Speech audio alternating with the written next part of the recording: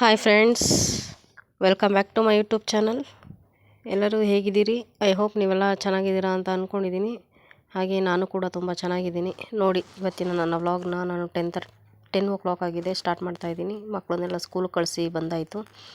ಹಾಗಾಗಿ ನನ್ನ ವ್ಲಾಗ್ನ ಸ್ಟಾರ್ಟ್ ಮಾಡಿಕೊಂಡೆ. ಮನೆ ತುಂಬ ಕಸ ಎಲ್ಲ ಇಟ್ಟಾಡ್ಬಿಟ್ಟು, ಅನ್ನ ಎಲ್ಲ ಇಟ್ಟಾಡಿ, ಹೋಟ್ಲಿಂದ ಊಟ ತಂದಿದ್ರು ನಮ್ಮ ಮನೆಯವರು. ಅದನ್ನೆಲ್ಲ ನೋಡಿ ಎಲ್ಲ ಹೇಗೆ ಚಾಡ್ಬಿಟ್ಟು ಹೋಗಿದ್ದಾರೆ. ಈಗ ಕೆಲಸ ಇದೆ, ನನಗೆ ಕೆಲಸ ಸ್ಟಾರ್ಟ್ ಮಾಡ್ಕೋಬೇಕು. ಹಾಗೆ ನೋಡಿ ಫ್ರೆಂಡ್ಸ್, ಇನ್ನೂ ನನ್ನ ಚಾನಲ್ಗೆ ಯಾರ್ಯಾರು ಸಬ್ಸ್ಕ್ರೈಬ್ ಆಗಿಲ್ಲ, ದಯವಿಟ್ಟು ಎಲ್ಲರೂ ಸಬ್ಸ್ಕ್ರೈಬ್ ಮಾಡ್ಕೊಂಡು ನೋಡಿ ಅಂತ ಹೇಳ್ತಾ ಇವತ್ತಿನ ನಾನು ವ್ಲಾಗ್ನ ಸ್ಟಾರ್ಟ್ ಮಾಡ್ಕೋತಾ ಇದ್ದೀನಿ.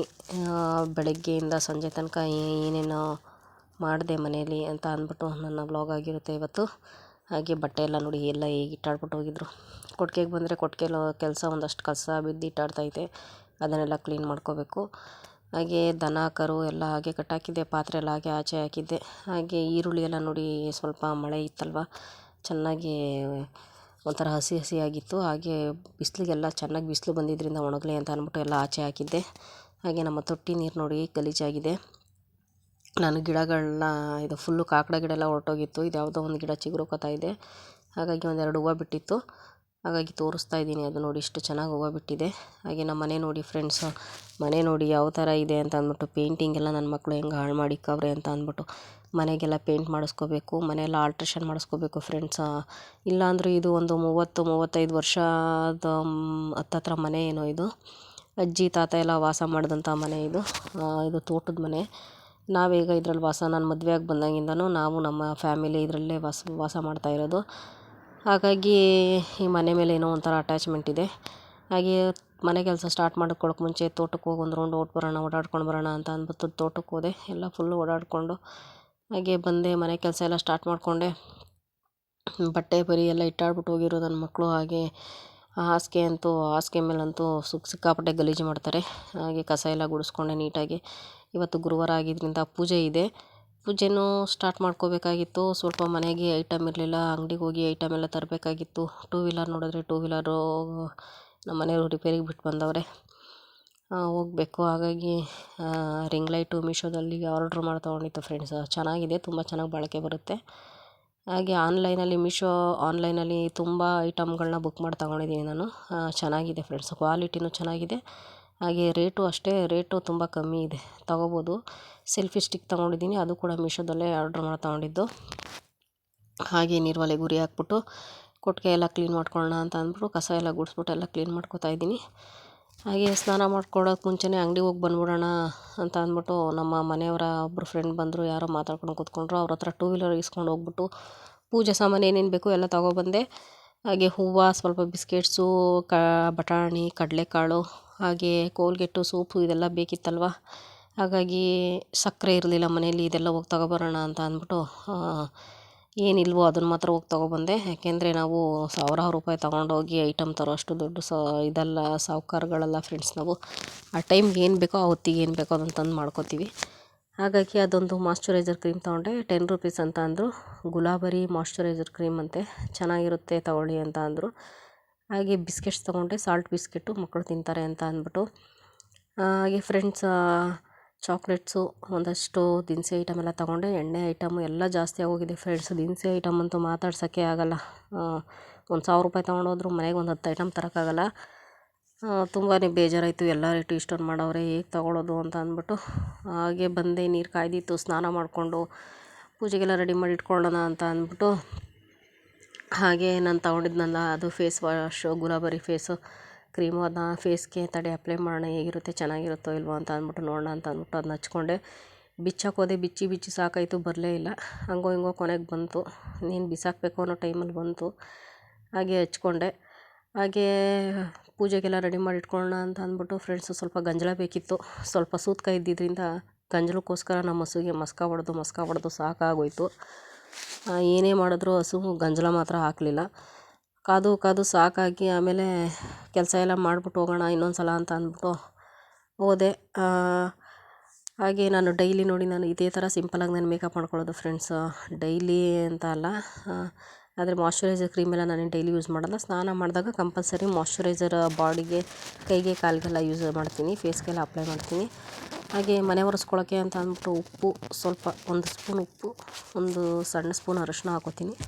ಯಾಕೆಂದರೆ ಮನೇಲಿ ಯಾವುದೇ ಒಳಗಡೆ ಸುಳಿಯೋದಿಲ್ಲ, ಬರೋದಿಲ್ವಂತೆ. ಹಾಗಾಗಿ ಯಾರೋ ದೊಡ್ಡವ್ರು ಹೇಳ್ದಂಥ ಮಾತು. ನಾನು ಕೂಡ ಒಂದು ಸ್ವಲ್ಪ ಉಪ್ಪು ಅರಿಶಿನ ಹಾಕ್ಕೊಂಡು ಮನೆ ಒರೆಸ್ಕೊತೀನಿ. ಹಾಗೆ ಗಂಜಲ ಬೇಕಾಗಿತ್ತಲ್ವ, ಗಂಜಲ ಅಂತೂ ಇವಾಗ ಆಗಲ್ಲ, ಸಂಜೆ ಹಾಲು ಕರಿಯುವಾಗ ಗಂಜಲ ಇಟ್ಕೊಳ್ಳೋಣ ಅಂತ ಅಂದ್ಬಿಟ್ಟು ಉಪ್ಪು ಅರಿಶಿನ ಹಾಕ್ಕೊಂಡೆ ಮನೆಯೆಲ್ಲ ಒಂಥರ ಒರೆಸ್ಕೊಳ್ಳೋಣ ಅಂತ ಅಂದ್ಬಿಟ್ಟು. ಕರಗುತ್ತೆ ಅಷ್ಟೊತ್ತಿಗೆ ಹಸುಗೆ ನೀರು ಕುಡಿಸೋಣ ಅಂತ ಅಂದ್ಬಿಟ್ಟು ನೀರೆಲ್ಲ ಒಯ್ದ್ಬಿಟ್ಟು ಬಂದೆ. ಹಸುವಿಗೆ ನೀರು ಕುಡಿಸ್ಬಿಟ್ಟು ಏನು ಗಂಜಲಕ್ಕೆ ಅಂತ ಅಂದ್ಬಿಟ್ಟು ಡಸ್ಟ್ಬಿನ್ ತೊಗೊಂಡೋದೆ. ಎಷ್ಟು ಸಾವಿರಿದ್ರೂ ಗಂಜಲ ಉಯ್ಲಿಲ್ಲ.